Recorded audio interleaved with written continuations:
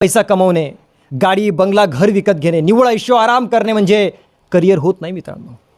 Doctor Babasaheb Ambedkar आपल्याला सांगतात की प्रत्येक मुलामध्ये असं एक काहीतरी चांगलं गुणधर्म आहे. प्रत्येक मुलामध्ये असं काहीतरी चांगलं काहीतरी एक वेगळं गुण घेऊन तो जन्माला आला आहे, जे त्याच्या अलीकडे आणि त्याच्या पलीकडे बसलेल्या विद्यार्थ्यामध्ये सुद्धा नाही आहे. त्या मुलानं जर त्या गुणावर काम केलं आणि त्या क्षेत्रामध्ये जर आपलं करिअर बनवलं तर कदाचित तो त्याच्या शेजारी त्याच्या अलीकडे पलीकडे बसलेल्या विद्यार्थ्याच्या मुलाच्या कितीतरी पट सामोर निघून जाऊ शकतो. हे बाबासाहेबांचं मूळ तत्त्वज्ञान आहे.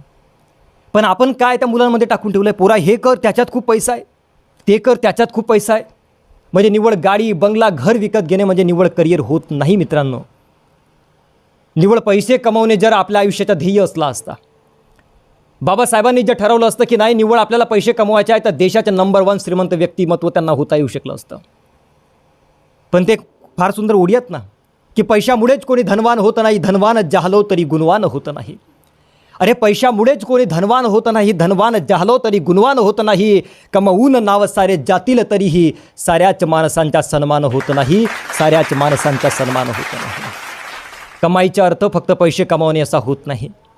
कमाईचा अर्थ फक्त धनराशी कमवणे असा होत नाही, तर माणूस म्हणून चांगले संस्कार कमवणे, माणूस म्हणून चांगली वागणूक कमवणे, माणूस म्हणून चांगले महापुरुषांचे विचार कमवणे हे सुद्धा कमाईमध्येच मोजले जातात. आणि सगळ्यात महत्त्वाची गोष्ट म्हणजे अशी की हे सगळे जे आहेत पैशाने विकत घेता येत नाही. मी आताच सांगितलं की जर बाबासाहेबांनी ठरवलं असतं की नाही आपल्याला देशातला श्रीमंत व्यक्तिमत्व व्हायचे आहे तर बाबासाहेब एका झटक्यात होता येऊ शकलं असताना. किती भयानक ज्ञान होता, ज्ञानाचा अथांग महासागर होता तो व्यक्तिमत्व. माझ्या महात्मा फुल्यांनी जे ठरवलं असतं त्यांची तिथं आधीचेच गलिलट्ट पगारीचे व्यक्तिमत्व होते, गर्भ श्रीमंत व्यक्तिमत्व होते. पण आयुष्यामध्ये निव्वळ पैसा जमवणे, निव्वळ पैसा कमवणे हा त्यांच्या आयुष्याचा ध्येय नव्हता. आणि म्हणून यावत चंद्र दिवा करो जोपर्यंत चंद्र सूर्य तारे आहेत त्या महापुरुषांच्या गेल्यानंतरही आजही त्यांची जयंती मयंती आपण एवढा उत्साहात साजरी करतो आहोत. आणि यावत चंद्र दिवा करो जोपर्यंत चंद्र सूर्य तारे आहेत तोपर्यंत या महापुरुषाचे विचार जिवंत ठेवण्याचे काम आपण करणार आहोत, कारण त्या महापुरुषांनी स्वतःच्या ध्येयावर सगळ्यात जास्त काम केलं. आणि म्हणून मुलांना तुम्हाला सांगणं आहे, या ठिकाणी बसलेल्या सगळ्या माझ्या बंधू आणि भगिनींना, या ठिकाणी बसलेल्या समस्त माझ्या भीमसैनिकांना तुम्हाला सांगणं आहे, दादा आपल्या आयुष्याचं एक ध्येय तुम्ही ठरवायला शिका आणि त्या ध्येयासाठी झपाटून व्हायला शिका.